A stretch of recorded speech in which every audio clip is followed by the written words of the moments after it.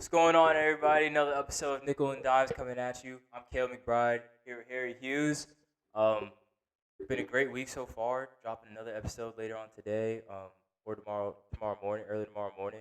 What's up, Harry? How's your week been, brother? You know, it's good. It's the weekend, so I'm back to being known as Harry. We're not in a business day anymore, so I'm back to being Harry. And I'm having a great day. I got to the hurricane, beautiful sunny day in here in Myrtle Beach, South Carolina.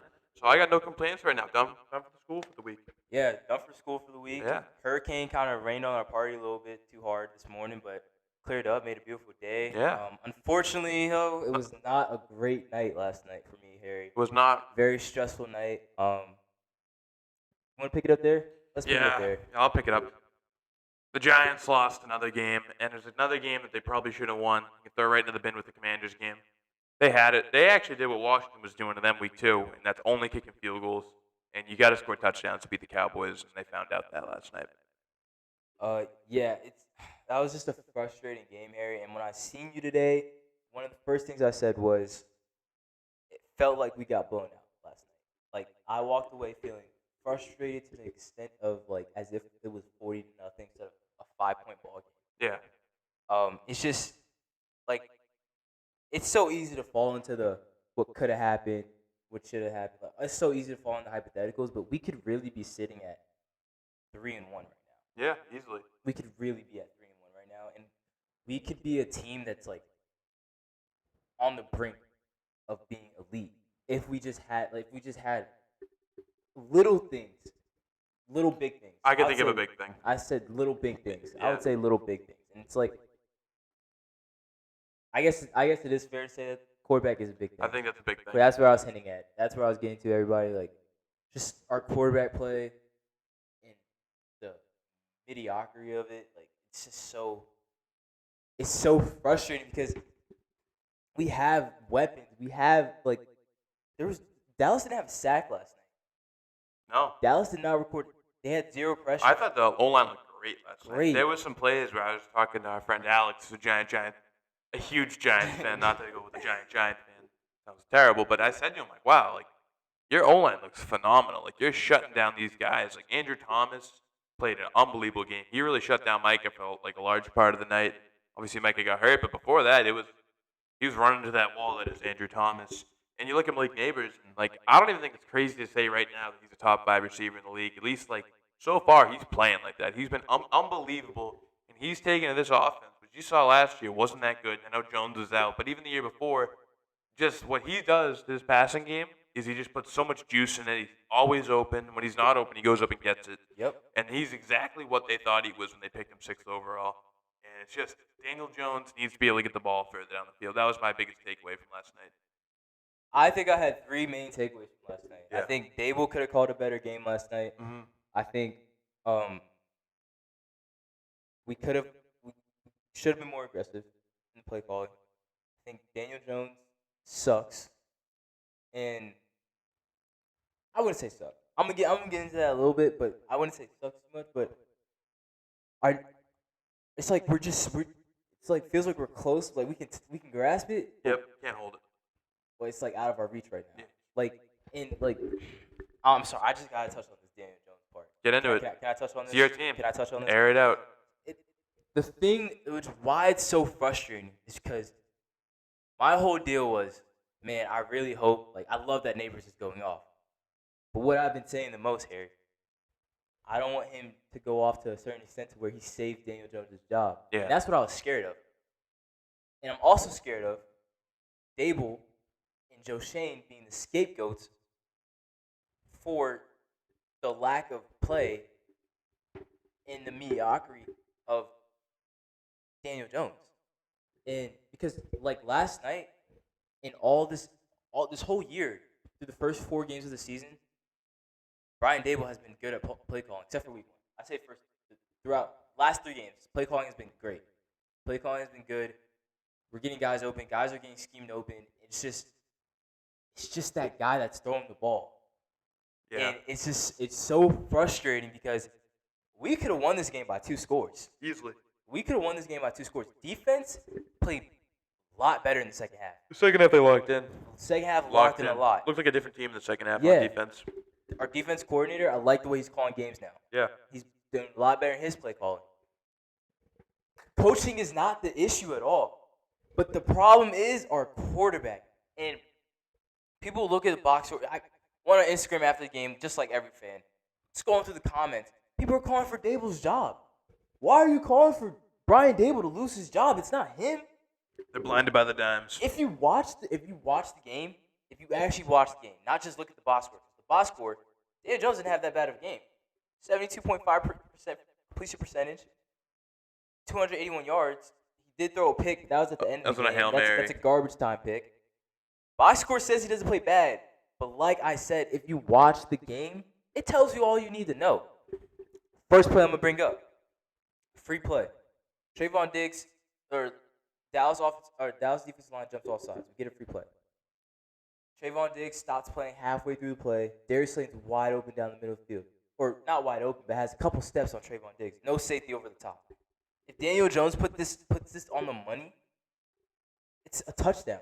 Yeah. That's 6 points right there. We lost the game by 5. Mm-hmm. And the worst part is it doesn't matter because it was a free play, but somehow Diggs was able to get back in the play and intercept it. If that shouldn't happen, if you're an NFL quarterback, you got to be able to rip it, get him there, get that ball there, get a touchdown. And another play, it was actually a huge play for the Giants. Very early in the game, they hit Malik Neighbors on, was it a double move? Yeah. It was a sweet double move. He was wide open. Ball gets to him. He caught it, but he caught it like a punt. If he had to turn around. Yeah, he literally was sitting there. He could have fair caught it. It was ridiculous. If Daniel Jones could just hit him in stride, get him the ball quicker, and not just lob it up like that, it could have been a touchdown. Definitely into the red zone, we were saying. If he can just hit the deep balls, it'd be such a different offense because it gives you another threat too. We would be explosive. So much more explosive. We have explosive guys, but it's just our quarterback can't get them the ball. Going to the play that you brought up, if he hits him right in his face mask, throws a dot, because it's not like we're asking him to throw the ball 50, 60 yards down the field on a rope. Yeah. But that play to Neighbors, that's like a 30-yard pass. You can't throw a 30-yard pass on a rope. Yeah, you're an NFL quarterback. You should, even a 40-yard pass. That might be pushing a little bit, but you should be able to make that, fairly easily. You should be able to do that because if he hits it, if it hits him right in his face mask, Neighbors can bring that down, make the guy miss. Who knows? Maybe he scores. If he had that, we would be so much more explosive as an offense. And the last play that I'm gonna bring up is another play to Neighbors down the field. Ran a post route, and if it was a play action, we moved the pocket, clean pocket. Daniel Jones had all the time in the world, makes the right read, but he lost in the air and almost it should have been picked off by Malik Hooker. And another play that if he puts it on the rope, Neighbors walks in for 6. Especially that guy. Yeah. You get the ball in his hands, you don't know what's gonna happen. He can go score from anywhere. Yeah. And it's just so frustrating because he saves himself a little bit. Daniel Jones does. When he's very accurate between 0 to 20 yards. Yeah. He's very accurate because he made a couple tough passes. There was one that was a real precision throw. I think it was to Neighbors where it was he was stopping. It was in between 2 defenders to get a first down. It might not have been Neighbors, but it might have been Slayton. I think it was Slayton. It was Slayton. Neighbors is underneath. Can't remember 0. Yeah, because they were both open. They were saying, it was because Slayton. he could have hit Neighbors, but Slayton had first down. Yeah. That was a great throw. I think he made a great throw off of play action, right at the sticks to Neighbors. To Slayton too. He's accurate from 0. In the medium his medium accuracy is pretty good. Yeah. It's just the deep ball, but that's what we need. And Dallas did not play well enough to win this game. Although our run game wasn't there, that's just the thing that we need. Sometimes good football teams, you're not gonna hit on every cylinder, all cylinders, every game. There's gonna be one part of your offense that's lacking that game. That's when you need the other part of your offense. You need the quarterback to pick you up. Yes, and we don't have that. And it's this guy is gonna cost people their jobs, and then we're just gonna be right back to where we've been at for the past 10 years. Yeah. Rebuilding again. Just trying to get it going. He's just not the answer. You watch the game and you can see how talented Neighbors and Wandale are, and even Slayton to a point. These guys are all good NFL receivers. I think Neighbors is a great NFL receiver, and they're getting hamstrung. He's the Achilles heel. He's literally holding our whole entire team back. It's not even our offense. Yeah. It's our team. The defense played lights out in the second half. Pretty sure the score was 14. It was 14-9 at halftime. Yeah. The defense gave up 2 field goals. They gave us 6 points in the half. it's just like that. That's basically as an offense, not scoring, not capitalizing, not helping your defense out. That's basically spitting your defense face. Yeah, the problem is the Giants' offense themselves only got 6 points. That's Exactly. what killed them. Yeah. Like it's so frustrating, and I don't want to wait for a young guy to come in, and I wait for him to develop. I don't want to wait for it. Like I don't, especially with seeing what we have now, like how we could be. Like I would much rather us just go get a veteran. Mm-hmm. But the thing is, like, who we go get? There's no one really out there. There's no one to go and get. There's no like. It would be nice if we had like the Matthew Stafford situation. Yeah, if he was out there, a guy like that. But there's no one for us to get, so we'd have to draft a quarterback. And it's like I feel like it's pushing us back a little bit, but I feel like we're just a quarterback away. And a quarterback away would do us like having that guy at quarterback would do us justice so much. Like it's just so frustrating, and I'm fed up with it because it's just the same cycle every year. Yeah, it's egregious when you watch the game. I felt this way, and I just looked up just to confirm. The Giants had 11 more minutes of time of possession. That's another thing too. And it felt that way. Like you're watching, like, oh, here the Giants, here Jones, Neighbors again, Wandale again. Singletary gets another 2-yard handoff, and they had more yards, more passing yards, and yeah, the running game wasn't there. But if you're controlling time of possession that much, and you have a giant deficit in the rushing department, it either should be a blowout, yeah, or you shouldn't be losing. Yeah, I don't. It's very rare where you're winning time possession that much while having significantly less rushing yards and you lose the game. If you're the ball 35 minutes, you score more than 15 points. That's not acceptable if you're the Giants. There's so many balls where if anyone, like so many quarterbacks in the NFL, I feel bad for Dable because he's going from Josh Allen, who's the king of he can launch the thing. Yeah, off platform, just can get the ball there no matter what. And you go Daniel Jones where it's like almost the polar opposite, where he's much safer, but it's to a fault. And it's just tough switching systems because I don't know what Dable was expecting to get out of Jones, but I bet it wasn't this. No. Because he's like, you look at him, he's a big dude, he can move a little bit. Bro, usually guys that are big can throw the ball down the field. Yes. Like, it's frustrating. It's like, to a certain extent, of like, when is it going to end? It's like the same cycle over and over again. And I really just don't want Dable to be gone. Because Dable is cooking. He's a great now. coach. Like, he's been, like, yeah, you can give him hell for last season, but I mean, I don't know what you really would expect him to do with what he was working with. We were dealing with a lot of injuries. Offensive line was horrible. Like, it's just I like almost lost to a certain extent. You're lost. Like, yeah, like I'm just almost lost because it just doesn't make sense how we can't get this one position right. Yeah. And for the people that want to look at the stats. And for the people that want to advocate for Daniel Jones, and you want to look at the stat sheets, go look up his deep ball percentage and his numbers when throwing it over 20 yards down the field. It's not great. I think pretty sure he's like 2 for 14 or 2 for 12 or something like that. Yeah. Another thing is like, we can't get this quarterback position set. You went from Eli Manning to Daniel Jones. All right. That's that is true. I've been giving crap as a Patriots fan. Like, we haven't had a quarterback for years. At least we tried some other people. Like Cam Newton, like we have more quarterbacks in between like Drake May and Tom Brady than you guys did. You don't have anyone in between Jones and Manning. I mean, on a technicality standpoint, we have. Daniel Jones has been on the field. Yeah, because he tore his ACL. But your idea going into every year is gonna be Jones. Yeah, that is true. Just waiting on him. Yeah, it just sucks. Like time and time again, and like that. Honestly, even though that playoff run was great. That was the worst thing that could have happened to us. Yeah, no, that's my thing. I've never been a huge fan of like fake playoff runs. Yeah, fake's mean.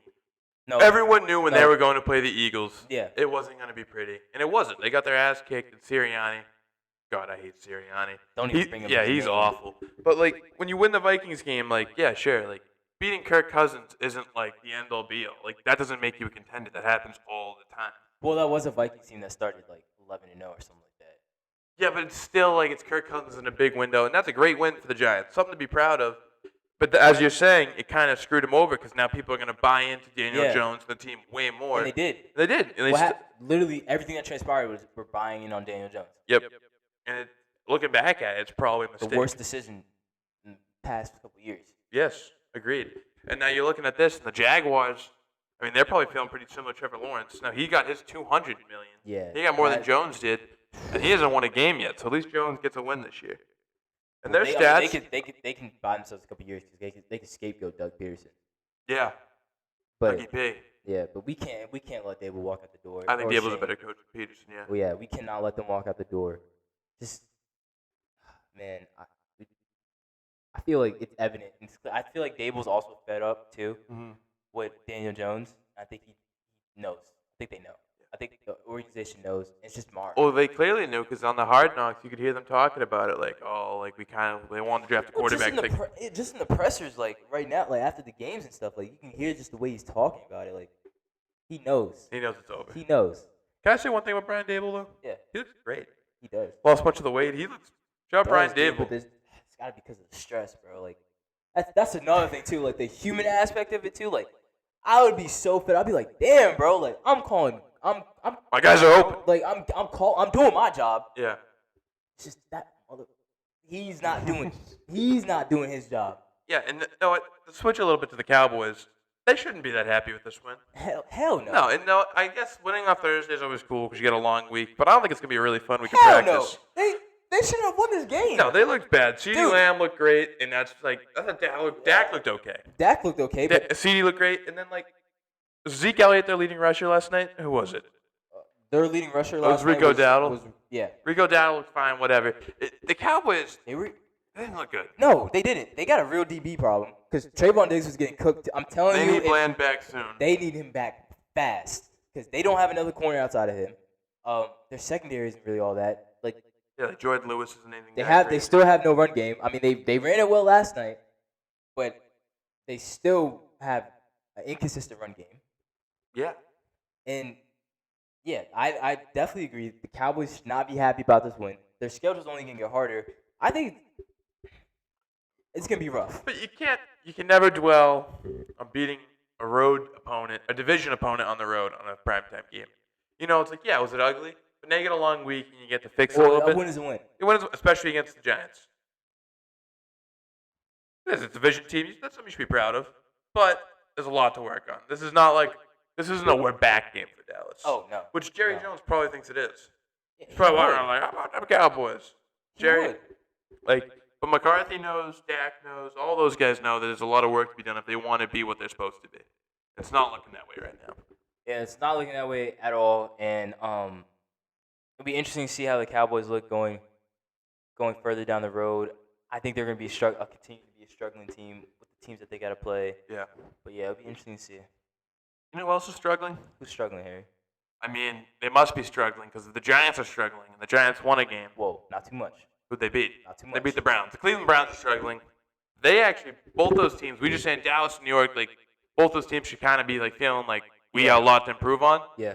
Both those teams beat the Cleveland Browns. And not only did both those teams beat the Cleveland Browns, but think about the two units from those teams we were just talking about. The defense for Dallas looked elite against the Browns, and they haven't looked elite since. Yes. And then the Giants' offense looked so good against the Browns in that first half, and they haven't looked good. They didn't look good the first couple weeks either. So. And the Browns' offense, or the Browns' only win is against the Jaguars, who are terrible. Yeah, that's not a good win. Jaguars stink. And that was a close game. That was a close game. It came down to the very end. Yeah. And, like, you got Myles Garrett. You know that. Everything else kind of a question mark. Like, Amari Cooper looked good against the Giants, I thought. But before that, he had a ton of drop problems. You need more out of Jerry Jeudy, who was supposed to be, like, freed from Denver this year. He's been all right.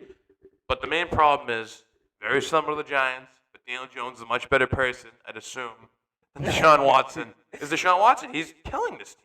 You bring in a quarterback who hasn't played in a year, you give him a giant guarantee deal over $200 million, and he flat out sucks. He looks so much worse. I don't know what. Part of him died in that massage parlor because he just has been a completely different player since he got to Cleveland. Terrible. He was one of the most fun, exciting quarterbacks in the entire NFL. Like, he would go head-to-head with Mahomes. Would never win, but he would go head-to-head with him in a fun way. Like, before Josh Allen really came on, it was supposed to be Watson versus Mahomes. Yeah. And now he's completely out of it. He gets a team in Cleveland that when they get him, like, oh, my God, we're going to contend. But no, it's been a complete disaster. Was it 3 years now in? Yeah, it's the third year, and he still has looked awful for three straight years. God awful. And like you said, Harry, like, he was elite at one time, and it was always like he was top 5. Yeah, he was a top 5 quarterback in the league, and it's insane to see the drop off. Like, it's got to be insane karma.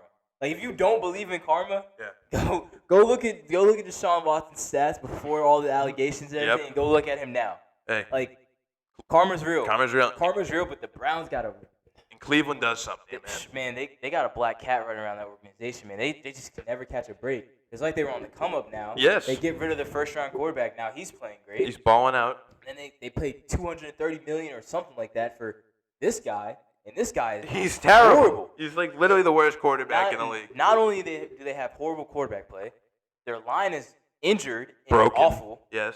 And the Cleveland has had a good line for the past couple of years. Now that's gone. Yeah. And they don't have receivers. They got old Amari Cooper. Mm-hmm. I mean, yeah, he's still able to get open, but it's really he's not Amari Cooper anymore. He's yeah.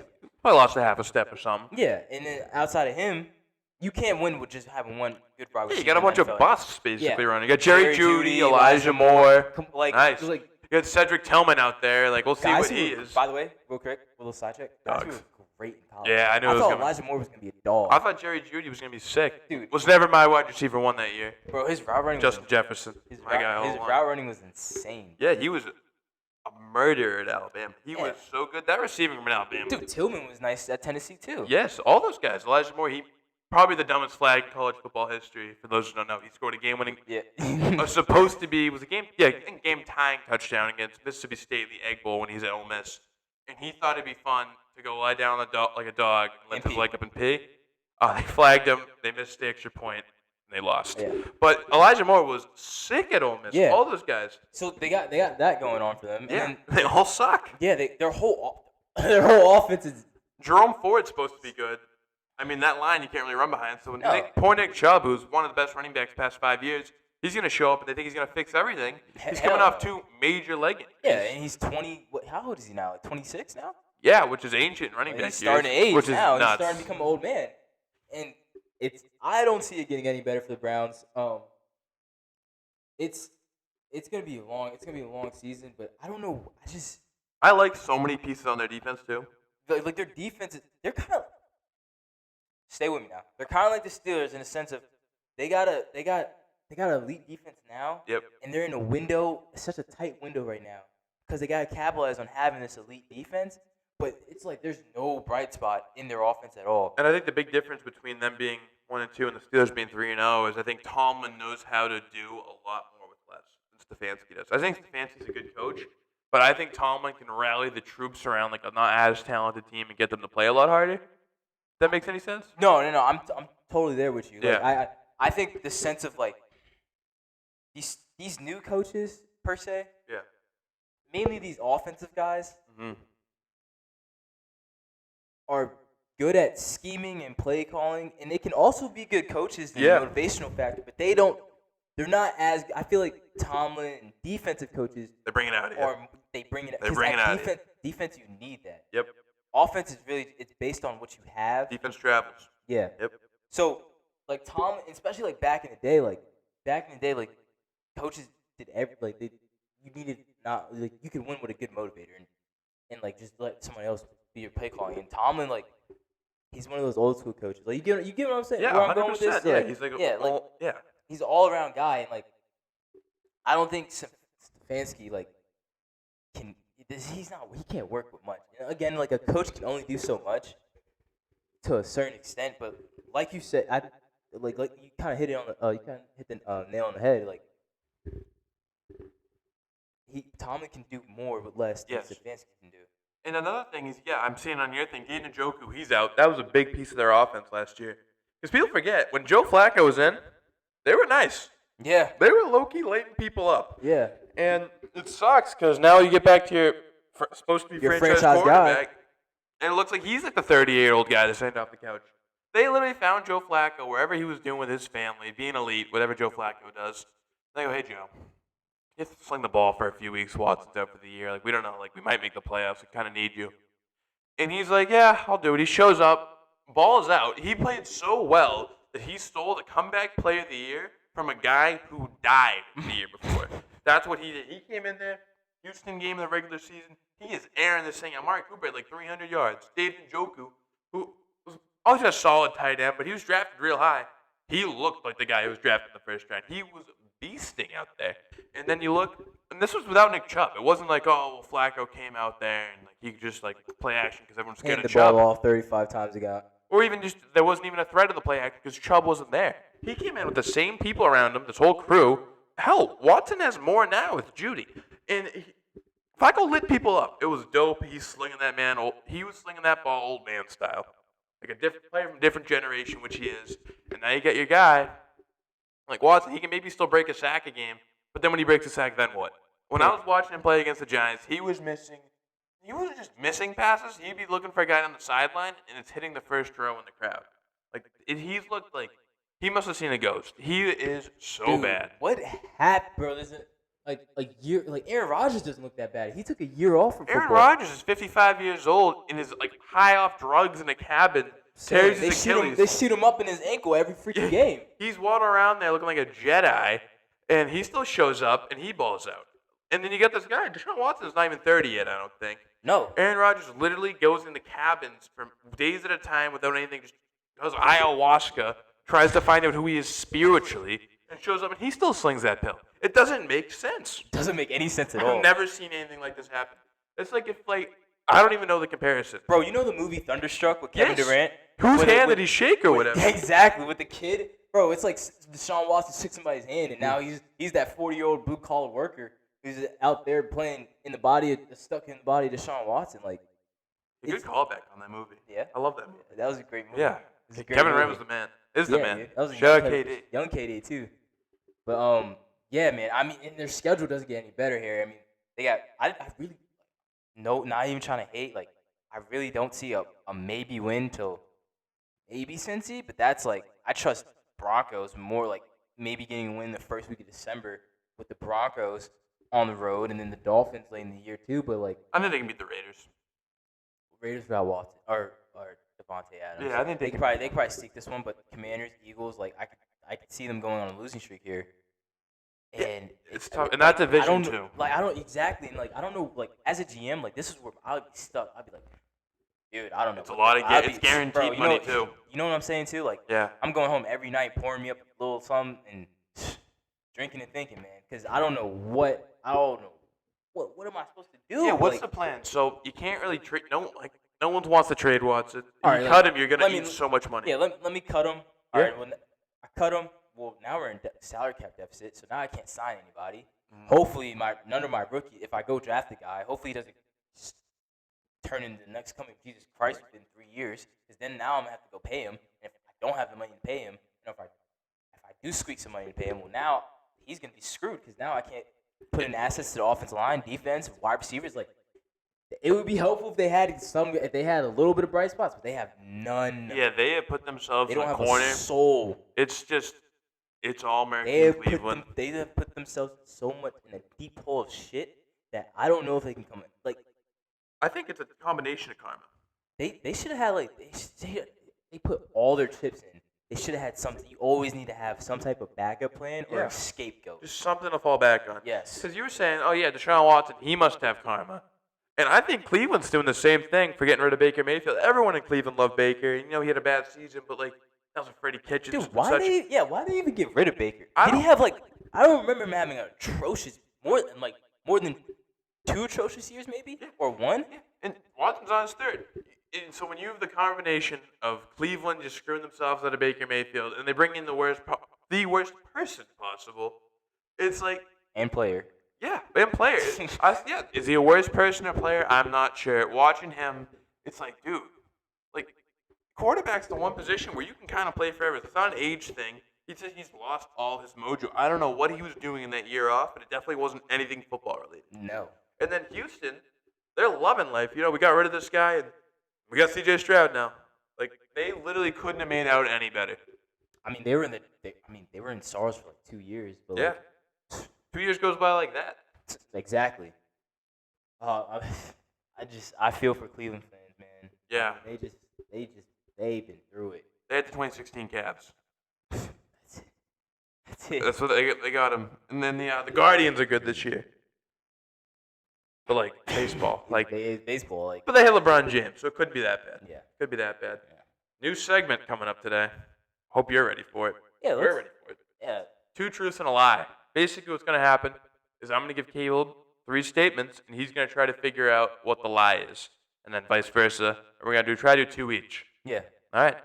Yeah, I'm ready to get into it. Let's kind of shift gears in the show a little bit. Something. Yeah, Yeah. Get a little happier note. Are you going first? Or am I going first? You want to lead us off? All right, so I'll say mine. Yeah. All right, cool. So mine is I'll give you the topic of conversation. Okay. SEC championship. Yep. SEC title winners. Okay. People I think can win the SEC this year. So you can give me 3 teams you think can win the SEC. 3 teams I think can and win I have to figure out which one you don't think can win. Yep. All right. I'm gonna go Tennessee. Yep. Texas. Georgia. Georgia. Knowing you, I know you think Texas can win it. That's the truth. Yeah. You don't think Georgia can win it? Yeah. Come on. Good pull. And why not? Why don't you think Georgia can win it? Oh yeah, I'm gonna break this down real quick. Okay, so first I'm gonna go team by team. So my first thing that came to mind wasn't even Texas, Harry. It was Tennessee. Tennessee's nice. I'm so high on They're Tennessee right nice. now. I love how they look against Oklahoma. Tennessee their defense has never really looked elite. Yep. Their defense This is the nice. strongest they've ever looked. I think this is the best defense Hypo has had. They went into Norma, although Jackson Arnold should be putting fries in bags or should be playing at a Group of 5 school. He should be General Booty at ULM. He should be playing at a Group of 5 school.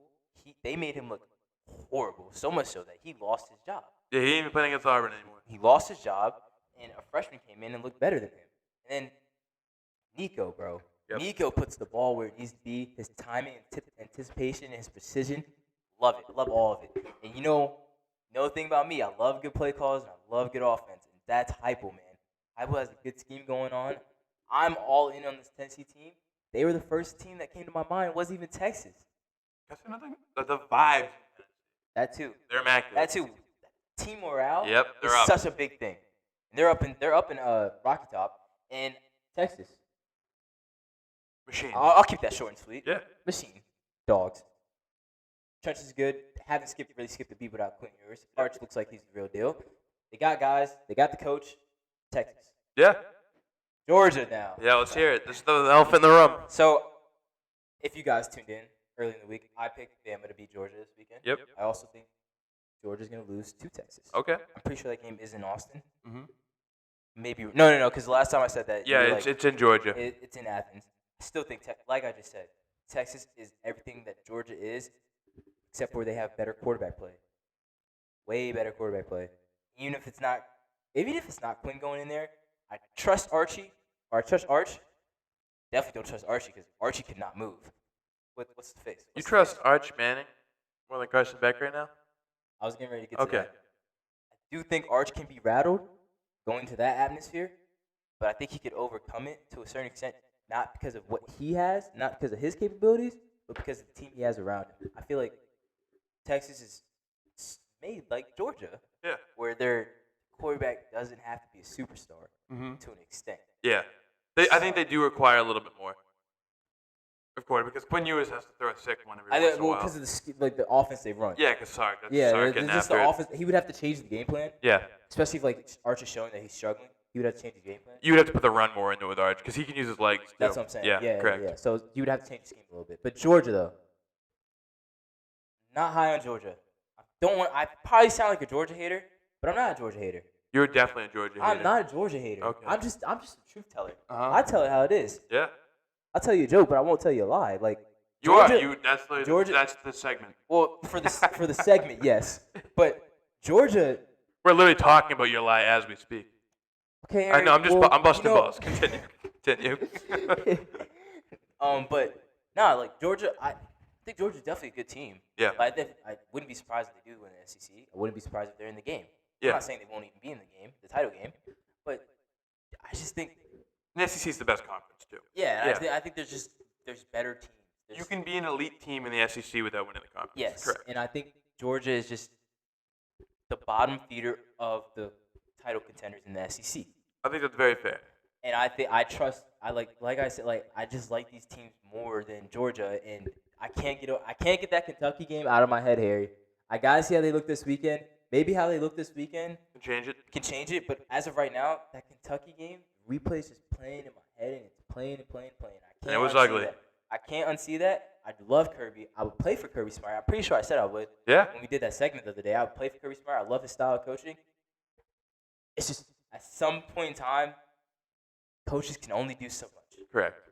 I preach that. I truly believe that coaches can only do so much, and I think the thing that the other schools have that Kirby doesn't is the players.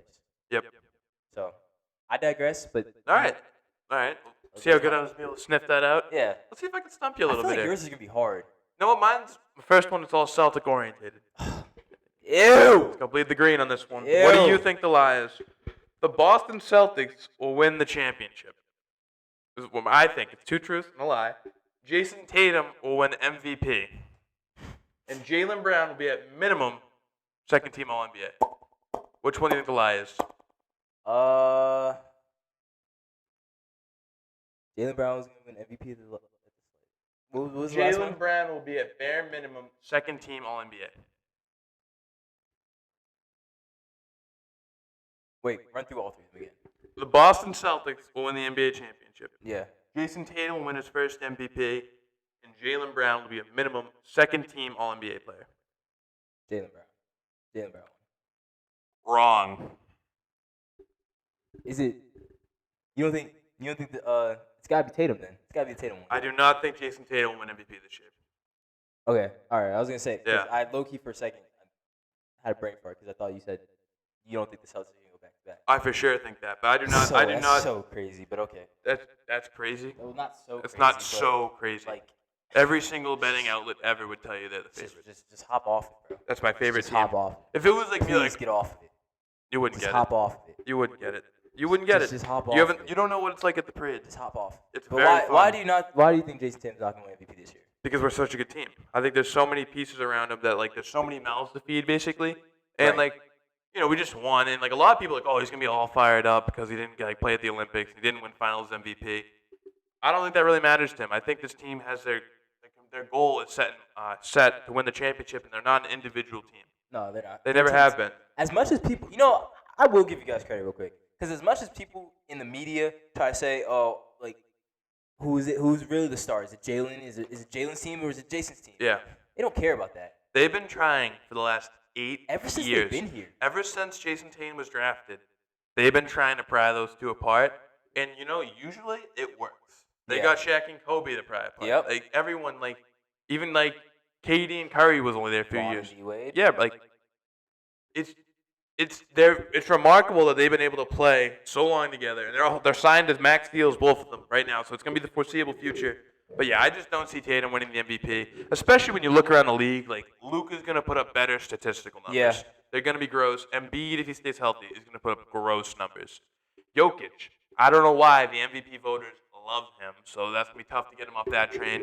And you get, like, Shea, and there's so many dudes in the NBA who could win this award before Tatum because they're the absolute one on their team. Yeah. Not that Tatum's not the one on the Celtics, but there's going to be Celtics nights. has 1A, 1B. Yeah, and another thing is Jaylen Brown already went out and said it in an interview, is he was trashing on the Pistons basically, is that there's going to be nights where we're playing a less team, and we're going to let Pritchard shoot it 20 times. We're going to let Hauser shoot it 10 times from 3.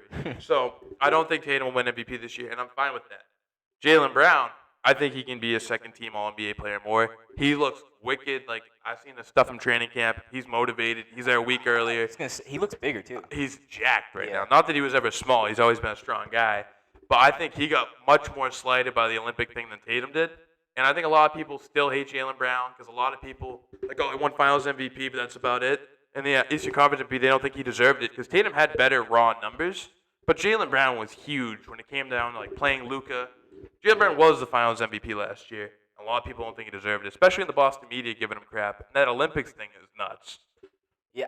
They had Derek White on the team before. The All-NBA thing is tough, though, because, like, they still – I don't know why. They need to not go by positions anymore because it's positionless basketball now. Mm-hmm.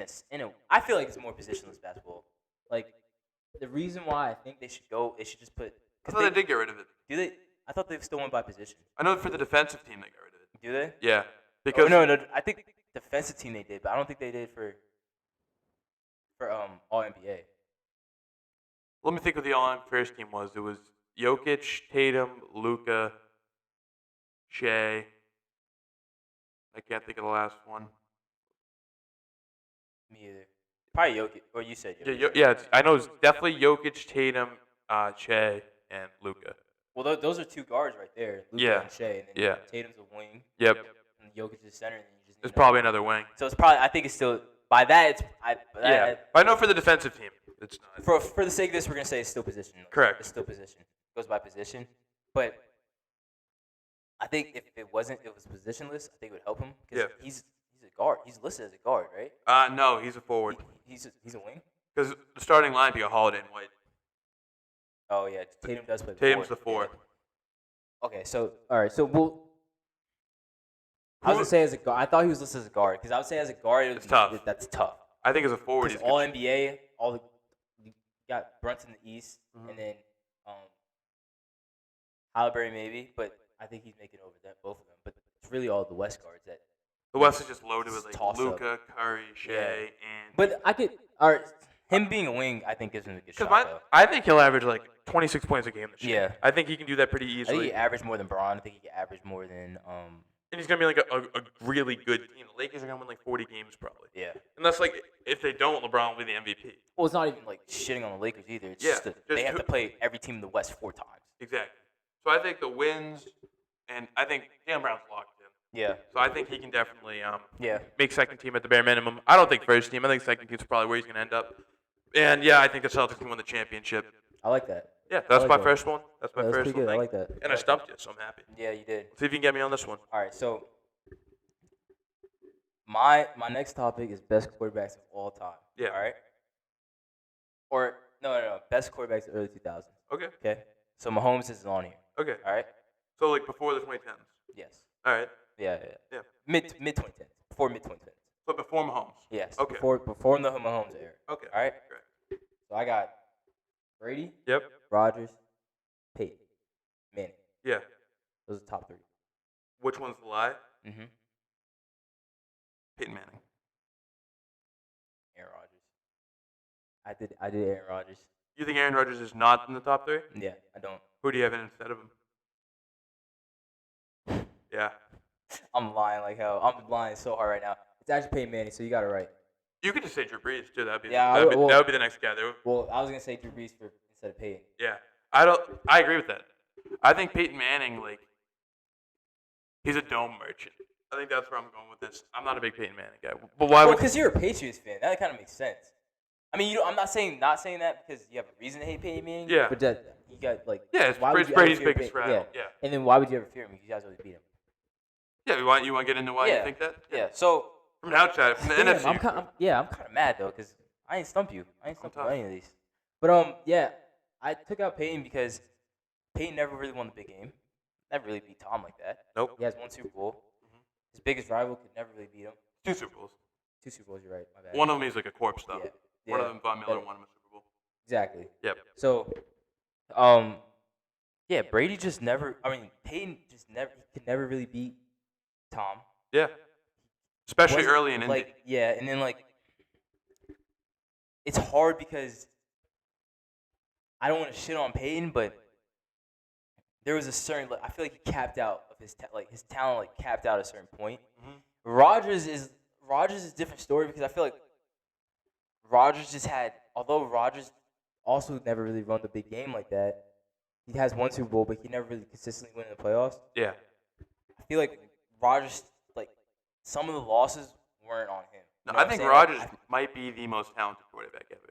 Yeah. In terms of arm talent. That's right. That was going to be my next point. Yeah. Rodgers is way more talented than Brady. Mm-hmm. Rodgers is the most talented quarterback, I think, of all time. I think he's the best arm talent of all time, yeah. Yeah. Pure throw of the football. Yes. Not thinking about just what he can do with that arm. Pure throw of football. Mm-hmm. Prime Rodgers was insane. Yeah, he was gross. Prime Rodgers was insane. He was so insane at one point that I was saying it was a Brady-Rodgers debate for me. I truly believe that Rodgers was better than Tom Brady, and that at one point in time, especially the time frame that we're talking about, I was saying that Rodgers was the GOAT. I know that sounds crazy, but this time Brady didn't have. I don't think he didn't have 4 yet. He still had 3. When was this discussion you had? Were you really young? 2013, 12? And then early middle school. Before Brady got really started to get. That would be Seattle. That would be Seattle. You already have.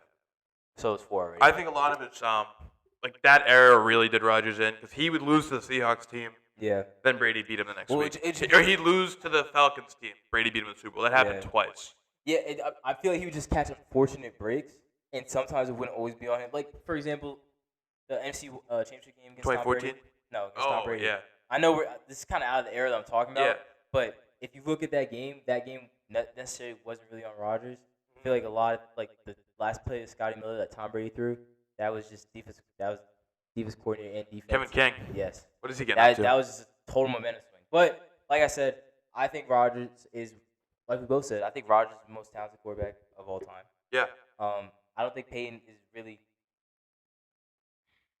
Dang, I really hate to hate on Manning's, or to talk bad about Manning's, but Peyton, I don't know. I'll put it this way. Like Eli Manning is his frumpy little brother who's on almost every statistic worse than him, correct? And he was able to beat Tom Brady in 2 Super Bowls. Eli was elite. With less. Eli was elite to a certain extent. So was Peyton. Yeah. Never really like super talented guys. Yeah. You know what I mean? Peyton Manning was supposed to be the end-all, be-all coming out of college, and he was great. But when you look who he had, Reggie Wayne, Marvin Harrison, Dallas Clark, Edgar and James. Should have won more. Yeah, should have won more. That's an insane thing. And the thing is, that offense was great in the dome, but when they had to go to New England, the man in the hoodie, Bill Belichick, was waiting for him, and he had something for him. The defense they played against him, they basically had to change almost every rule for pass interference because they would get beat up. And that's kind of like that defense kind of sprung into the new NFL. Yep. And Peyton Manning kind of changed that. All right, Harry. Yeah. You can go ahead and wrap it up for us. Last one? Yep. All right. Shador Sanders will be a top 5 pick in this upcoming NFL draft. Okay. Luther Burden will be the wide receiver 1, not including Travis Hunter because he's an athlete. So he'd be the first true receiver. First true receiver. And then Kelvin Banks will be the offensive tackle 1. Little draft talk. I'm gonna go with Luther Burden. Luther Burden 1. You think I got McMillan in 1? Yeah. Just want to let everyone know, on today's thing of the segment, I was able to trick Caleb twice No calling way. him out both times. I think Will Campbell's the offensive tackle 1 in this draft. That was kind of a layup there. I'm not gonna lie. That was a layup there. I should have probably thought about it a little bit more. Yeah. Because the Will Campbell one is a gimme. Definitely forgot about it. I think I like getting you with the not including Travis Hunter. Just make me think I thought about it more. Yeah. Yeah. Yeah. Because, I mean, dude, McMillan, there's no way. I don't see Luther going. No way. Dude, did you, okay, but have you seen McMillan, bro? I've seen him have a great game. I've seen him have a really bad. I think it's his quarterback play. Fafita's pretty good, but do you think McMillan makes him? No. Yes. Dude, I watched their game against Kansas State. Yeah. Horrible. That quarterback is not good at all. McMillan makes him. McMillan makes him? Yeah. Yeah. And McMillan's Kansas State's a good team. He was just getting open. Or like they were literally just throwing him they were pulling Daniel Jones and Malik Neighbors, just force feeding the ball. And I think at his size too, like I feel like that's too good to pass up. I think a team's gonna fall in love with Luther Burden, and I think a team is gonna see how good Neighbors is, and I think he's closer to Neighbors than McMillan is to Marvin Harrison. Oh, I see the thought process there. Like, yeah, dude.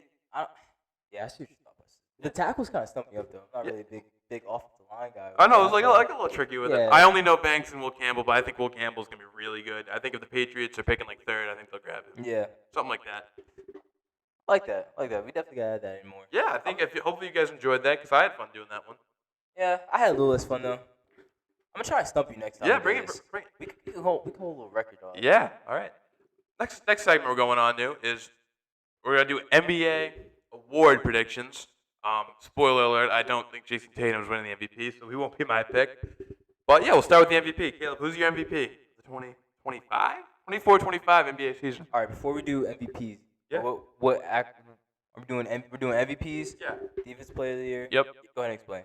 We're going to do me and Caleb are each going to pick one pick each for MVP, Defensive Player of the Year, Rookie of the Year, and Sixth Man of the Year.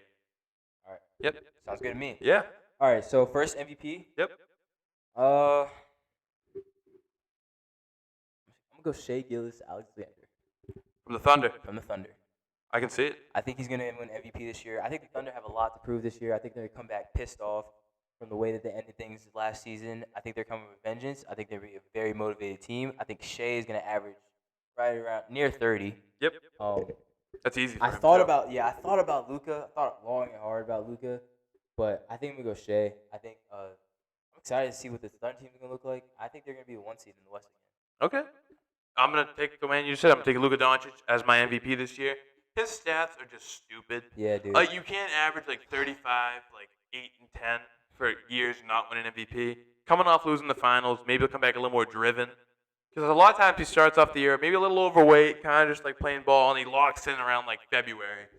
I think he's going to be ready from the jump, and I think he could definitely have an MVP type year. And he's like, the statistics, like, I thought he should have won it last year. he could have won the last 3 years. He averages his statistics are stupid. Mainly because of who won it last year, Joel Embiid. I feel like they kind of gave it to Embiid. Jokic won, because Embiid was out. Yeah. But I feel like they should. I feel like Luka should have won it last year. I agree. I'm a big Luka fan too. Like, Luka's a dog. Like, it's insane what he's doing. And man, I really wanted to take him, but I'm gonna go Shea. Yeah, I'll take stick Luka. with Shea. I'll go Defensive Player of the Year next. Yeah. That's good with you. I'm going Victor Wembanyama. Yeah, from San Antonio. You all know him, Wemby, reigning Rookie of the Year. I mean, if he stays healthy, there's no reason he can't win the next 10 straight Defensive Player of the Year. Like, he can move, and he's 7'4", and he's a freak. He's an alien. We've never seen anything like this in the NBA. And people are excited about it on offense, but he has a chance to be the greatest defensive player ever, if you really think about it. Especially in this NBA, which is not nearly as physical, where you look in the prior great defenders like a Ben Wallace is beating you up and also getting blocks. Yep. You can't really touch as much. And this guy, you can't really go over the top of him because he can jump too. So I think it's an easy pick. It's a free pick, but I'm going Victor Wembanyama. You stole my pick, dude. I jumped ahead of you. Yeah, I want this one. I mean, to be fair, Wemby is a layup. Yeah. But, like, you can't. For him, it's a dunk. Yeah, exactly. But you can't not just take him, dude. Yeah. Like, what can you do? Like, his length, you can't drive in the paint. Like, you have to be an acrobatic finisher. Like, only a few guys like Kyrie Irving's of the world, Damian Lillard's of the world, who's are really talented finishers at the rim. Yeah. Are guys that can score on Wemby. But that's to a certain extent. Yeah. Man, I gotta think about mine a little bit. Depot. I'm gonna go Drew Holiday. Love it. Drew Holiday. Love it. Drew Holiday. I feel like I'm surprised he hasn't been in the race. Like, it's so tough to win it as a guard. It is tough, but like, I feel like it shouldn't be. Marcus Smart won it. Like, Drew Holiday was objectively a better defender than that year. Like, hear me out, right? I feel like the guards and Drew Holiday should get more of voters should lean towards them a little bit more because look who they're. When you think of the most talented players in the league, Luka. Like, think about the MVPs. They're all guards. Yeah. All guards. Guards. Who's guarding them? Curry, guard. Who's guarding them? When the Boston Celtics play those teams, who's guarding them? Either Derek White or Drew Holiday. Yep. Drew's a dog defensively. He is. You saw what he did. To Luka and Kyrie. Pretty sure because they're switching. I'm pretty sure Missoula was switching on and off, right? Yeah, a lot of Luka was Jaylen Brown. That's who he sent after. True. But Kyrie was mostly Drew. And so many switches. But eventually teams are gonna try. They're gonna try Drew. Yeah. Because like Drew's a smaller guard. Yeah. So say. Yeah. Like, but Luka's much bigger than Yeah, because Luka's like 6'7". Yeah, way bigger than Drew. Yeah. But when Drew's matched up against Kyrie, against like Curry, like he shuts them down, and Drew Holiday should get more hype and more recognition than what he gets already. And I'm gonna just take a chance on Drew Holiday. Yeah, I like it. I think Drew Holiday will probably end up being a Hall of Famer one day, just because the way he's a better Gary Payton. Yeah, the Basketball Hall of Fame, they kind of let anyone in. Not that Drew's not deserving, but he's got gold medals now. I think he's got 2. I think it is. Yeah, basketball is different than football. He's got 2 championships. It accounts for your whole entire career from when you left high school. Yep. Yeah, it counts for your whole entire career and what you do outside of the. Yeah, and he's always shows up for the Olympics. So I think Drew Holiday will probably end up making the Hall of Fame one day, which is crazy because you can be like a generational player and you have to wait for years. Yep. But basketball, they kind of let anyone in. Yeah. But I think he's deserving. Yeah, like I think he's a better Gary Payton. I like that. You like that? Yeah. I like that. I feel like he's better skilled. I think he's skilled more offensively. Yeah. And then I think he's a better defender. Yeah. Yeah. Modern day glove. Yep. All right, going on to Rookie of the Year. This is a tough one. Yeah. You want to pick it or you want me to go? I'll go. All right. Rookie of the Year? Yeah. Rob Dillingham. All right. Rob Dillingham, guard from Kentucky. I was so happy. I feel like me and you. Have you remember this, Harry? Me and you were talking about this during tournament time. I said, "Yo, if the Spurs get their hands on Rob Dillingham Jr. or is he not? They drafted him by the Not Spurs. But if Rob Dillingham was on the Spurs, stay with me. I said if he was drafted by the Spurs and played for the Spurs, him, Wemby, and Stephon Castle, who they drafted, that would be a filthy trio. You were so close. Not Stephon Castle. No. Oh like, yeah. That's unbelievable. I was like, dude, that's gonna be insane, bro. Like that's gonna be unstoppable. That duo, like, because Rob can is pure scorer, bro. He's a bucket. A bucket getter. Like when you talk about buckets, man. I mean, they get that funky shot for him. He could go get a bucket. Spurs let that go. They traded him. Who did they trade him to? Who did they trade him to, Harry? They gave him to one of the best teams in the entire Western Conference, the Minnesota Timberwolves. Oh my God! And who's on that team? Anthony Edwards. Bro, so you're telling me you got to account for Ant and Rob Dillingham? Like, come on, bro. Like that's a crazy duo. duo. That guy's gonna bucket getters translates to the league. Like, definitely. If you can get a tough bucket, you can get a tough bucket almost anywhere. And Rob is a bucket getter, and I feel like him and Aaron can be a duo for a long time, and it'll be a great duo. And I feel like he's gonna have immediate impact. I agree. The only thing that I could see getting in his way is he doesn't have the pure opportunity that other rookies get. Yeah.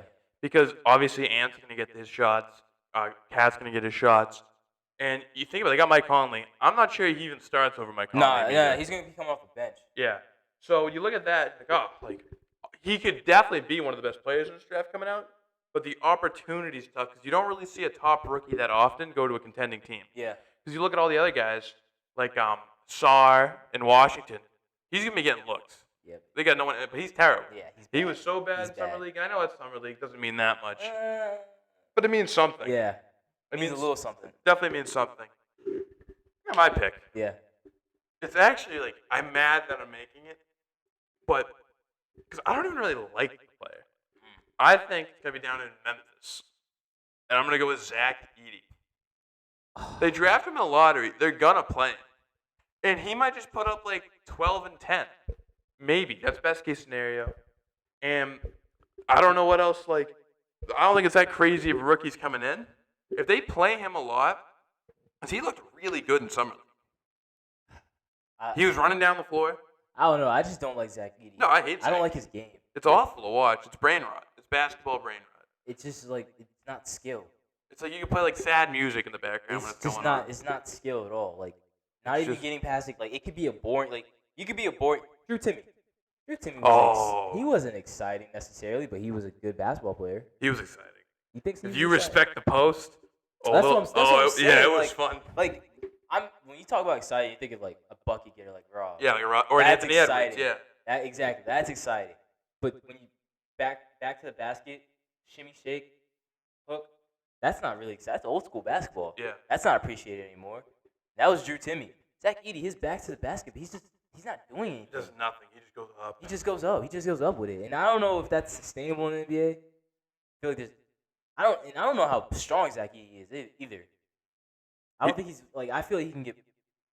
I don't know. He's pretty big. He's not bony. He's pretty big. He's pretty thick for a giant guy. Yeah. I'm also just excited about the possibility of him being too slow to get out of the paint when Ja Morant's coming through. Yeah. That Ja might just post him, his own team. That'd be fun. But I'm nervous for what if he gets switched on too? Dude, you know who I'm surprised the build up that you had. I'm surprised you didn't go Dalton Connect. I wanted to go Dalton Connect, but I don't know if the talent's there. Not the talent. The talent's there. I don't know if playing him behind a LeBron, Reeves. I don't know where he fits into that lineup. I think he might steal the shots from Reeves. Dude, Reeves got a money. As the year goes on, I think he's a better scorer than Austin Reeves. He's definitely a better scorer. That's what I'm saying. So I'm thinking he might steal. But Reeves does a lot of other stuff. He's a pretty good defender, and he and LeBron trusts him so much. You don't think they can run out starting five, not starting five, but you don't think they can run out on the court Reeves, Connect, Braun, AD? Connect's basically a guard.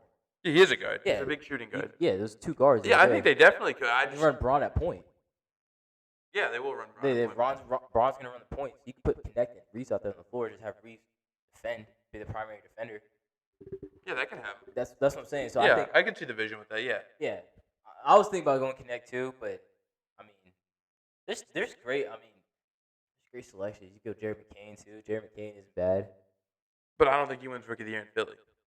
With Maxey and Paul George and Embiid, like that's what I was Forgot thinking. about Paul George. There's guys I like. This draft class, like picking a Rookie of the Year, kind of sucks because you look at the top 6 picks. Like, Reed Shepard would have been fine, but like, Yeah, I was gonna say Reed. like I don't even know how to say the first guy's name. Like, Zachary. His name's Zach. Yeah. You got Sar and like Castle's good, but he's not really a scorer. That's the guy that went to Atlanta, right?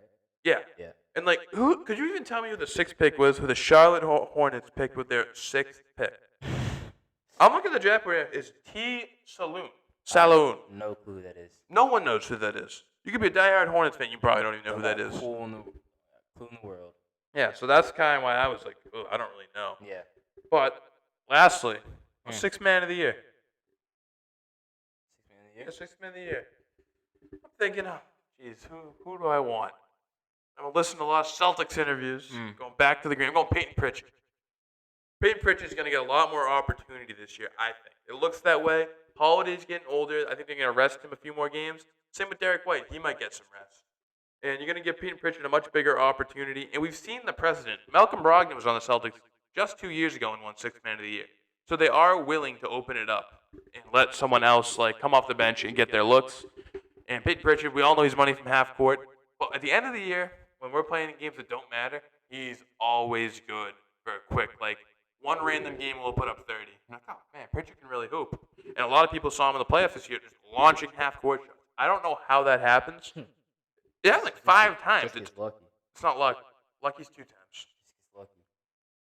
It happened twice in the finals. That was not luck. He clearly worked very hard on that shot.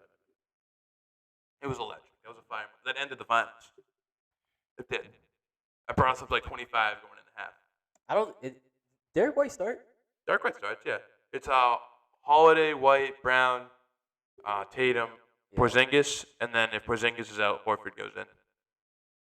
So yeah, I'm going Peyton Pritchard, homer pick, but Peyton Pritchard, man, I love that guy, world champ. Who you got, Caleb? Are we really surprised you went with a homer pick? Yeah. Like, think that fits your brand. All right, who are you gonna pick? Think that fits your brand. I'm gonna sound like a hypocrite real quick because you are. I can see what roster you're looking at. That's hilarious. Yeah, I'm gonna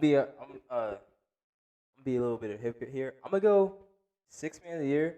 I don't think Dante DiVincenzo is gonna start for the Knicks. Okay. So I'm gonna pick Dante DiVincenzo. Yeah, that's wicked reasonable. Dante is gonna be 6th man of the year. I mean, he's dropping 30 when everybody was hurt. It's the Pacers, and I mean, he cooked in the playoffs. I feel like he's a talented scorer, and he can defend too. And he's gonna be the main guy taking those shots when he's out there on the floor when Brunson's getting rest, with Mikal getting rest too. I like Dante. I like that. I didn't even think a lot about him even coming off the bench because I'm not even used to that. I feel like he was like I was watching the playoffs. He was a starter last year. Yeah, that's what I'm saying. Yeah. Now I realize because I got Bridges and stuff. Yeah, no, that's probably honestly a lot better of a pick than Pritchard. I didn't even think about him coming off the bench. But it is great. Like, oh, look at you making your homer pick, and I can see you typing in Nick's roster. No, because I can see because I wanted to make sure that I was right that it's a good chance he doesn't start. But I was also thinking about going Deuce McBride too. Yeah. Because Deuce McBride, if Dante's starting, then Deuce McBride would be kind of like that 6-man role. But Deuce McBride would have been more of a wild card than Dante. Mm-hmm. Deuce McBride's not as talented as a scorer, but Dante, I don't know. Dante's just not. I really like Dante DiVincenzo, his game, and I think the Knicks are gonna have the best record in the NBA. Mm-hmm. Or definitely in the Eastern Conference. That's a homer. That's you being a homer, right? Like when Is that crazy to say? You call me crazy when I say the Celtics are going to do good, and then you go right back and you say your favorite team is going to do better, when the precedent is the Celtics have been better than the Knicks the past few years. So I don't understand why you can go around telling me that I'm crazy, and then you back it up immediately by picking your favorite team and your favorite players. No. What makes me because crazy? there's better. Okay, first of all, the 6-man of the year. That was like a whatever. I said you had a better pick because I wasn't really thinking. Okay, but there's so many other. You can win Nas Reed back to back. Yeah, you could have too, but instead your other pick was Deuce McBride, another guy on your team. That's like a fun one. Yeah. That's like a fun one, but that's still not as crazy as Payne. Yeah, I don't really. Okay, but you're telling me I'm crazy for picking the Celtics to win the championship. You said that was crazy earlier, and now I'm supposed to believe the Knicks are going to have a much better record. That's not crazy. I was coding crazy behind just. What's going to happen? No. I was coding crazy behind basically a hop off, because, I mean, that's just a lazy pick. Pick the Celtics go back to back. Okay, so as a reasonable person, I'm supposed to be like looking at my thing. The team I watched like I think I missed 3 games last year. The Celtics. Mm-hmm. I watched every single game they're playing in, Yeah. and I'm supposed to be like, yeah, I saw us beat every team but Denver. Denver's the only team I could rationally pick to beat us because we lost them twice in the regular season, and I don't think they're gonna beat us. So yeah, I think the Celtics can win the championship. I've seen them do it. I've been saying it like even like years before. I wasn't guaranteeing to win championship. Last year, like, yep, this is the team, and I was right. I'm not a giant like just because when we talk about the Celtics, I'm not a homer. I legitimately think we are the best. I tell you the Patriots right now. The Patriots suck. The Red Sox suck. The Bruins are mid. Like just because we have one good team doesn't make me a homer. I'm gonna support my team that I think's good. Just the way you talk about them. Like I don't run around saying the Knicks are going to win the finals. I do think they could. You think they're the best? Yeah, because you put yourself down one level. You're like, we're the best team in the East, but we're gonna lose in the finals. That's like your big thing. Because it's true. Because that's true. Yes, I think, bro. I think we can. I think we can take you guys 7 games and win. I disagree. I also think that we could have the best record in the East. Okay. Dude, we were what 3 seed last year? Yeah. Yeah, we were 3 seed last year with Randall missing 20-something games. Yeah, Brunson carried, but we were still 3 seed. We were chasing. We were almost a 1 seed. We were tied for a minute, or we were a game not tied. We were like a couple games back for a minute. I think the Celtics won the Eastern Conference last year by over 15 games. Celtics not. Might have been the 2 seed actually. Then might have been 2 seed. You're right about that. It's a 2 seed. It was a 2 seed. It was a 2 seed because I remember not wanting to play Philly first round. Yeah. It was a 2 seed. It was. Because Milwaukee was the 2 seed that year. Last year. Was it Milwaukee? And they lost early? Yeah. They lost. No, they were the 3. No. You guys were the 2 seed. We were the 2 seed. Yeah, you got to the 2 seed because you played the play-in. Yeah. You're right. Yeah. You're right. No, I don't know. We'll see when it happens. Do you want to do over? I think you should get a do over because that paid picture. Yeah, I'll pick Nas Reed. There you go.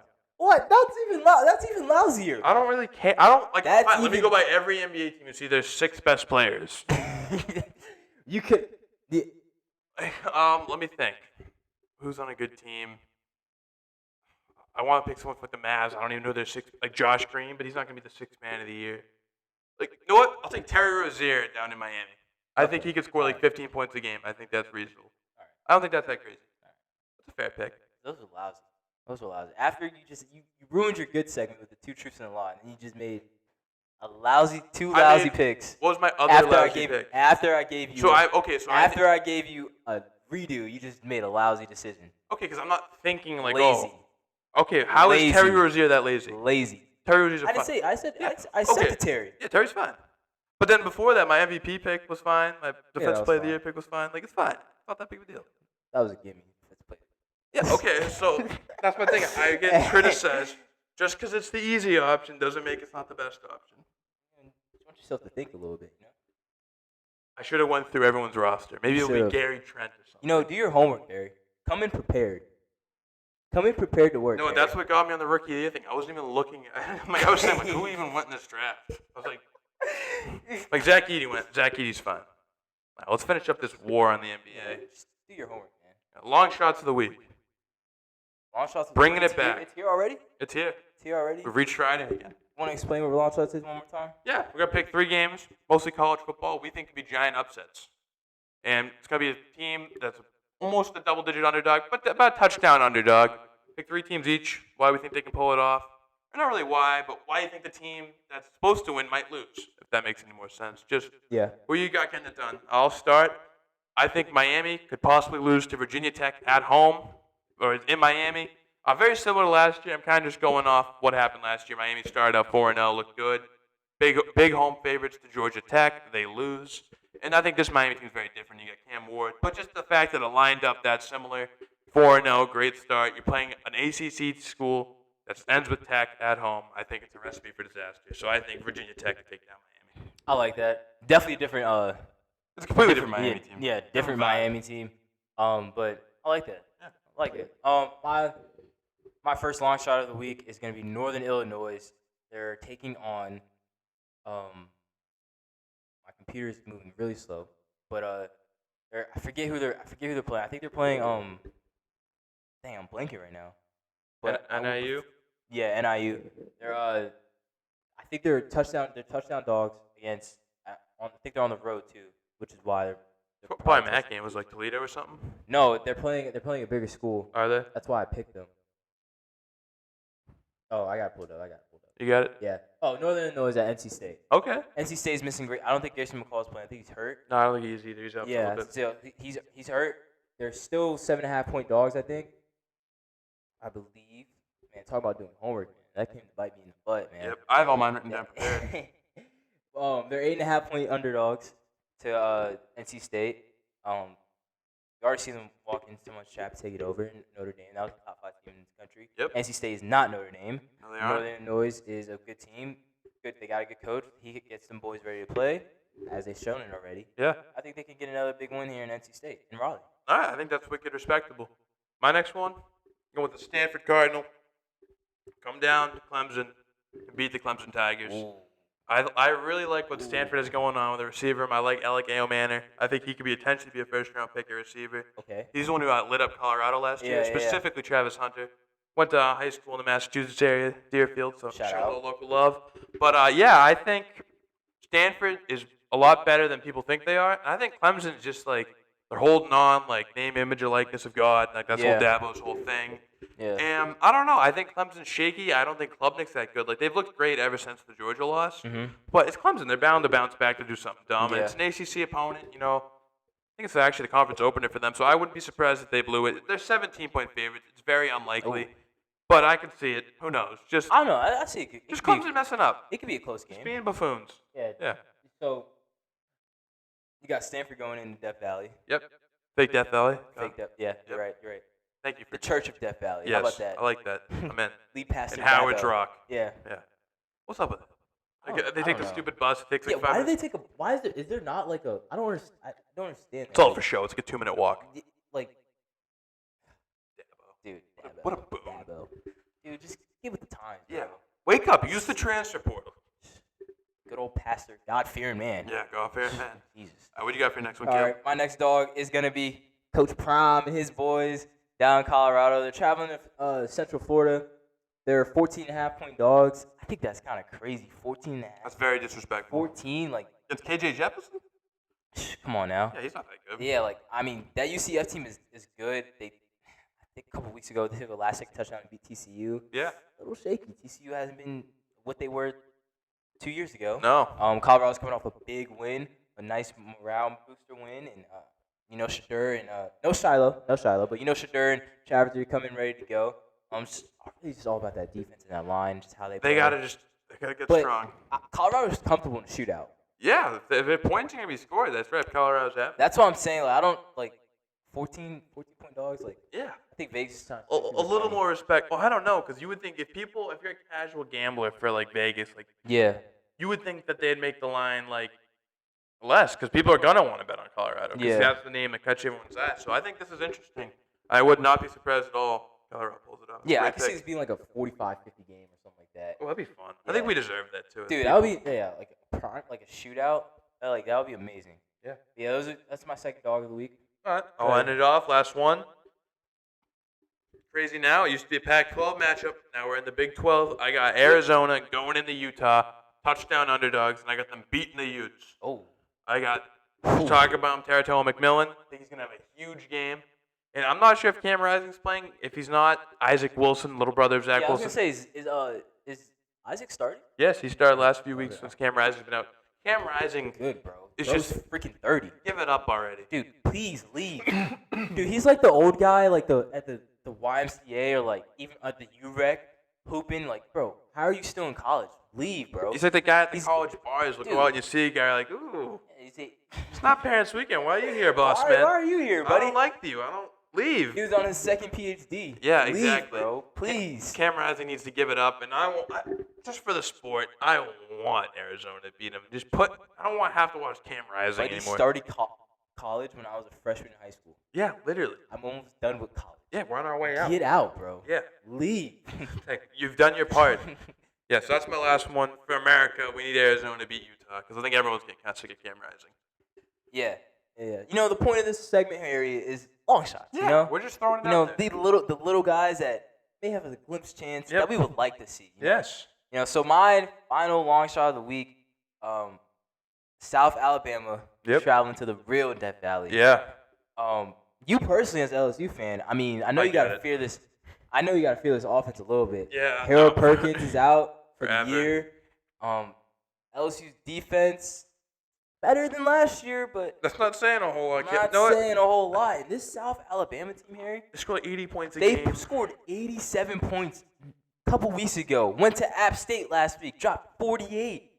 These guys can score, and they're 20 and a half point dogs. I wish I could be mad that you're picking it. I get it. Got respect, right? LSU has earned an underdog to be picked against them. You know what? I'm just hoping though. Maybe this is one of the ones where I'm like, LSU, they're gonna win by 3. It's gonna suck, whatever. Yeah. Maybe they win by 50, but no, I get it. Yeah. I'm hoping the night game at Death Valley gets the people going, just saves them, bails them up a little bit. Because I wish it wasn't a good pick, but it is a good pick. This team scores 100 points a game. LSU gives up 100 points a game. Dude, it's a recipe for a giant upset. Thank God we don't play them this year. Coastal. Yeah, but thank God Coastal does not play them this year because we avoid them and Texas State. Both those teams are legit. Yeah, and we don't have the offense to keep up with them. But yeah, I'm gonna rock with South Alabama for my line shot of the week. I think they go in the Death Valley, give Tigers a scare in the first half. Tigers probably pull away later in the second half, but man, that would be fun. That would be real fun if it's a close game. Fun for me, Harry. I don't know about you. Definitely fun for me. It's all fun. Yeah. Football's fun in general. You can't get mad at it. Right.